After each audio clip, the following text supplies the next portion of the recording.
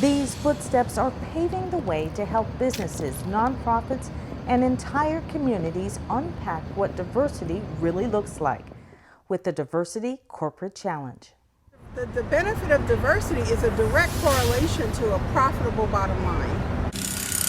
Profitable is right. Some business reports say companies could be earning their share of over $1 trillion in profits by simply diversifying their workforce. The community is diverse. If the community is your consumer market, you want to be able to represent those that are buying your products, buying your services, to see that the organizations that they're supporting are diverse and that they look like them.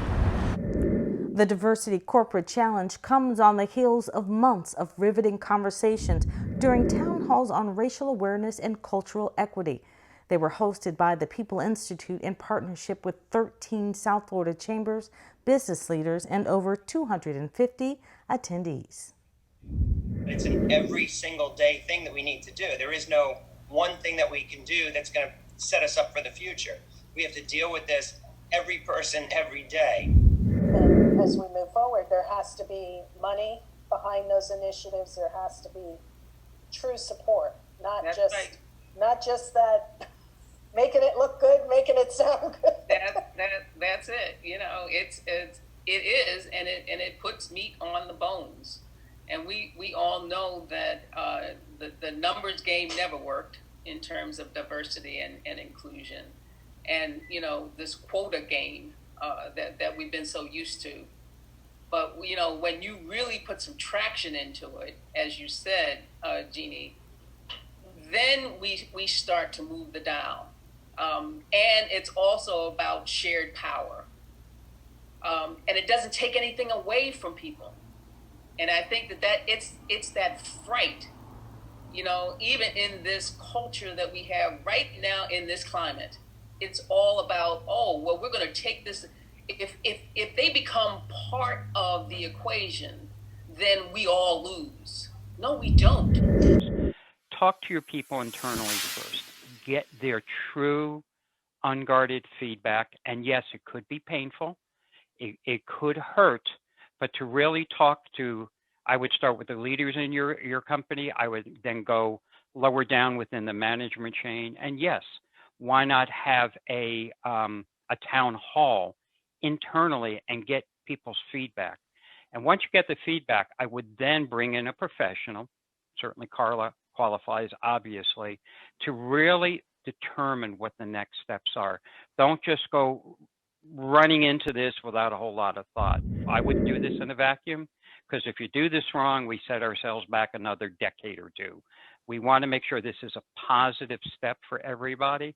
And I would think talk to professionals that are either in the HR diversity inclusion space to really give you guidance. Don't do it alone. The Diversity Corporate Challenge, not just for businesses, but for any corporate body impacting the community.